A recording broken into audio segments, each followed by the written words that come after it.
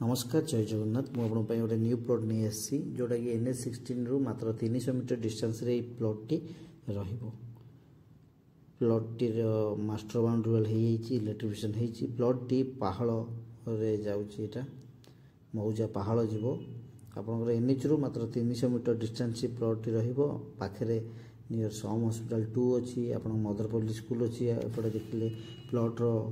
Opposite side रे आपनकर रहिबो सिम्फनी महल हस्पिटाल बहुत हस्पिटाल जो आम रोची बस स्टॉपटा बहुत पाखे ये जस्ट 1 किलोमीटर डिस्टेंस हम देखिपे ये प्लॉट सब पाखापाखि व्यू ये घर ही आमरी प्रोजेक्ट आम जगह कि लोक घर करके रही अलरेडी देखिपे प्लॉट न्यू प्लॉट आसी जो मैंने इंटरेस्टेड अच्छा ये नंबर कॉल करके आसतु NH रु मात्र 300 मीटर डिस्टेंस रे प्लॉट टी रोची पाखापाखि सब घर द्वारा हो ऑडी शोरूम पाखे नियर सम हॉस्पिटल 2 आपंकर NH रु मात्र 300 मीटर डिस्टेंस रे प्लॉट टी रहिबो। पाखापाखि स्कूल कॉलेज कहले DPS स्कूल भी ये बहुत पाखे पड़ो आप 4-4.5 किलोमीटर डिस्टेंस रे मदरपल्ली स्कूल मात्र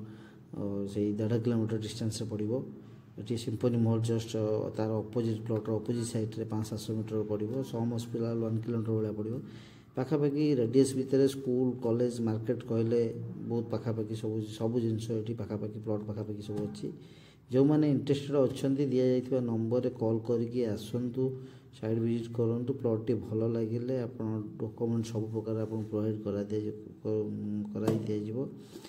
रही जय जगन्नाथ।